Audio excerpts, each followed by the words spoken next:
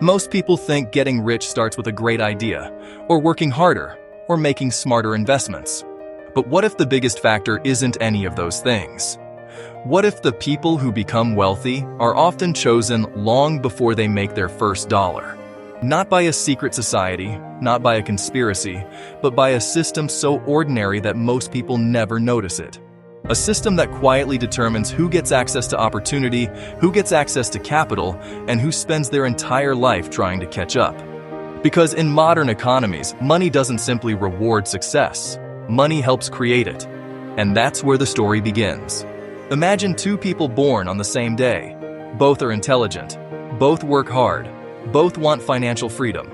But one grows up in a family that owns assets. The other grows up in a family that owns nothing. At first, the difference seems small. By adulthood, it can become enormous. And the reason lies inside a hidden system that most people never think about. A system built around ownership. When people talk about wealth, they usually talk about income. How much someone earns, how much someone saves, how much someone spends. But income and wealth are not the same thing. Income is money you receive. Wealth is what you own. And ownership changes everything. Because assets behave differently than labor. If you stop working, your paycheck stops. But if you own productive assets, something strange happens. The assets keep working. A rental property collects rent.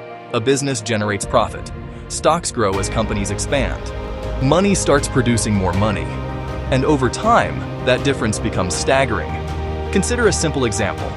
One person earns $50,000 per year and spends most of it. Another person owns assets worth $1 million that grow by 8% annually. His second person gains $80,000 in wealth without lifting a finger.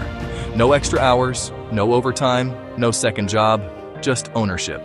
And here's where the system becomes powerful. Assets are not distributed equally, not even close. Many people start the game already owning pieces of the economy through family wealth, property, businesses, trusts, or investment accounts. Others start with nothing. The race begins long before anyone reaches the starting line. But ownership is only one part of the story. The second part is access to capital.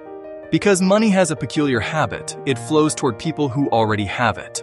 Imagine you walk into a bank and ask for $1 million loan. The bank asks a simple question: what do you already own? If the answer is very little, the conversation gets uncomfortable. If the answer is substantial assets, suddenly the bank becomes much friendlier. The irony is almost absurd.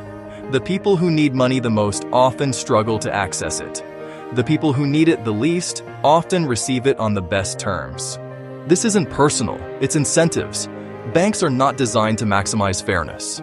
They're designed to minimize risk. And existing wealth reduces perceived risk, which means wealth often attracts more wealth, like gravity. The result is a cycle. Assets create income. Income buys more assets. More assets unlock better access to capital, which acquires even more assets. The wheel keeps turning, and the faster it spins, the harder it becomes for outsiders to catch up. Now, zoom out. This isn't just happening between individuals. It's happening across entire economies. Financial markets reward ownership at massive scale. When stock markets rise, shareholders benefit. When property values rise, owners benefit. When businesses grow, investors benefit. The gains primarily flow to those who already possess assets, and over decades, those gains compound.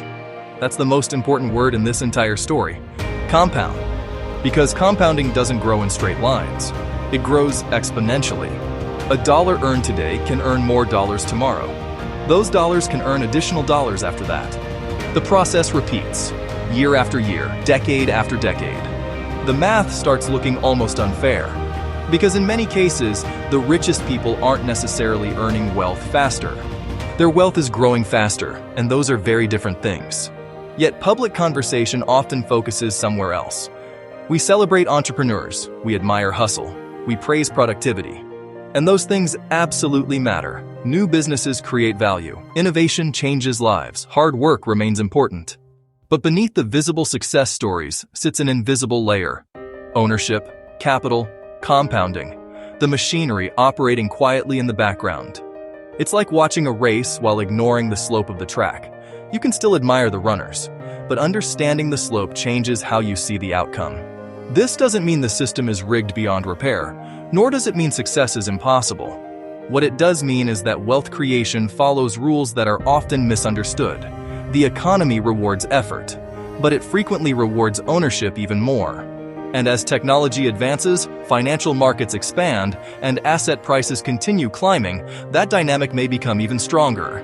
Because every year, a larger share of economic value is connected to assets rather than wages. A trend that has been quietly reshaping wealth for decades. Which leads to an uncomfortable question. If ownership increasingly determines who accumulates wealth, and ownership itself is already concentrated, then what happens in the future? Do opportunities become more accessible? Or does wealth continue pulling toward those who already have it? The answer may determine far more than who gets rich. It may determine what the next generation believes wealth actually is.